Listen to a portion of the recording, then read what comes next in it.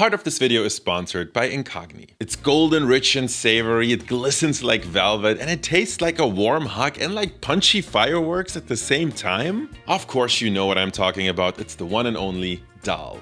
And since you clicked on this video, you and I probably share one thing: we love this dish. Among all the masterpieces of Indian cuisine, dal is my ride or die. I could eat it all day, every day. Now, I'll be honest, I'm no expert yet, but I am on a mission to crack the real secrets of Indian cooking. I'm not just talking recipes, I want to understand this cuisine's whole flavor logic. And where to better start than this creamy, deeply spiced, buttery bowl of lentils. In this video, we're building a supercharged flavor base in seconds, cooking the fluffiest, most aromatic jeera rice ever, and throwing in a couple of sneaky restaurant-style hacks to take it over the top. I hope you're ready because I am mighty hungry for some dal now. Now, naturally, it all begins with, of course, the dal itself, the lentils and legumes that are the essence, the very foundation of our dish today. And in this case, we got a beautiful blend of three kinds. First up, we got split pigeon peas, which you can find at an Indian grocery store. These are going to be the bulk of our dal, but we're not stopping there. We're also tossing in a quarter portion of split red lentils and a bit of split chickpeas. Each of these brings something a little different to the table. Red lentils, slightly sweet. Chickpeas, earthy, and they stay a bit firmer even after cooking. And together they strike this perfect balance. We got nuttiness, sweetness, earthiness, that signature tender mush, all the way to a slightly firmer bite. Just the right blend. So what you want to do is add all of them to a colander and give them a good rinse. We're getting rid of any impurities which legumes are often prone to. Always a good move to wash them. From here, transfer everything to a bowl, cover with plenty of water, and let them soak and rehydrate for about 30 minutes to an hour. But that's not the only thing we're soaking, because obviously dal is nothing without some fragrant rice on the side. So here's some basmati rice. Basmati, of course, being my go-to when it comes to Indian cuisine. We're giving that a good rinse as well and soaking it too. Same idea, cover with water, set aside. Now we've got 2 bowls soaking, and while that magic is happening, let's get into my first nice piece of advice for you, which is make your flavor base, your aromatic flavor base for the gravy or curry, the smart way. That is, we're going to use all of these ingredients you'd usually chop and saute, but instead, we're just throwing everything into a blender or mini food processor. So into that go some roughly chopped shallots, a couple cloves of garlic, a nice fat chunk of ginger, and some tomatoes. I'm using 3 small ones, but 1 large one would also do. Toss in 1 green chili for heat, and don't forget a pinch of salt to help everything melt together. Close that up and blend it until smooth and fine. And just like that, you've got a super intense, super aromatic base without having to chop everything by hand. Not just easier, but also better for texture if you ask me. But back to our soaked legumes. They're ready, so drain them, discard that soaking water, and toss the lentils into a pot. We're also adding a few slices of ginger, 1 split green chili, a little turmeric for that gorgeous golden color, and just a baseline amount of salt. Then cover everything with water. As you bring this to a boil over medium-high heat, here's a little trick: add a splash of cooking oil. You might remember this from the last pasta video, but same principle. That little bit of oil floating on top helps to reduce the formation of bubbles on the surface, which in turn helps to prevent everything from boiling over. My God, I hate things boiling over, and lentils are notorious for that. I mean, do you see this? That big fat bubble that's forming? It's under control. That's what I'm talking about. Now turn the heat to low, cover the pot, and let everything simmer gently for about half an hour or until the lentils are soft and cooked through. We'll come back to that in a bit. Actually, right after a quick word from this video's sponsor, Incogni. Ever had one of those moments where someone contacts you online and somehow they know way too much about you? That happened to me recently. I actually had to stop and think, wait, do I really know this person? Well, turns out no. It was just a scammer with access to way too much of my personal info, and that's when I realized this is more than creepy, it's actually dangerous. So I started looking into how this is even possible, and yeah, data brokers. They collect your info, build profiles on you, and then they sell it to basically anyone who's willing to pay. Your home address, email, phone number, even stuff like your political views or your relatives, it's all just out there. And that is where Incogni comes in. Incogni is a service that automatically contacts over 230 data brokers on your behalf and tells them to delete your personal data. And not just once, it keeps doing it in case your info pops up again. I've been using Incogni for a while now, and honestly, it's a huge relief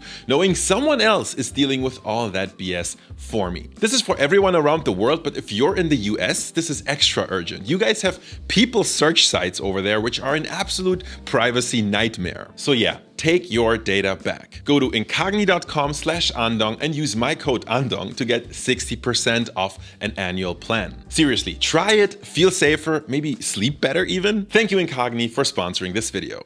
All right, we're back, and while our lentils are simmering, let's cook our rice. So here's our soaked basmati. This soaking step was crucial because now the rice is fully hydrated, which means we can cook it in a pot of boiling hot salted water. This is rice cooking Indian style, a little different to what I'm used to. But here's a little bonus move I like.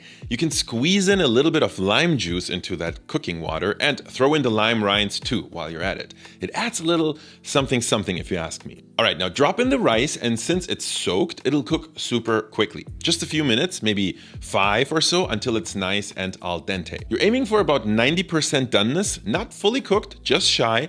That's your cue to fish out the lime rinds and drain the rice into a colander. From here, just loosen it up gently with a fork, fluff it a little, and let it steam off and cool down. Now back to our lentils. They're nice and soft and almost getting mushy, which is actually exactly what we want. So it's time to fish out the ginger slices and chili pieces, and let's set this aside for the next step. Because now we're making the actual dal. You're gonna start with a large saucepan and a generous knob of ghee or clarified butter, the secret to amazing Indian cooking, and let's build those layers of flavor. In goes some whole cumin, let it toast a little, then add a few chunks of dried chili and a finely diced shallot or a red onion. Let all of that cook down until the onion starts to caramelize. Once you see that golden edge, time to bring in our flavor paste, the aromatic base we blended earlier, that is. So pour that in gently. It might splatter a little bit here, and mix everything together. Let it reduce a little bit, stirring occasionally so those flavors concentrate and intensify.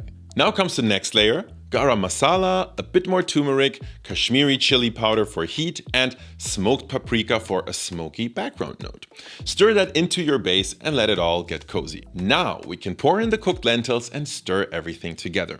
At this point, remove any whole chili chunks that might still be in there and let the whole thing simmer for about 10 minutes. This helps the flavors mingle and marry. There's actually a little Indian trick here. Watch for when the oil returns. You'll see it, a little layer of seasoned oil rising to the surface.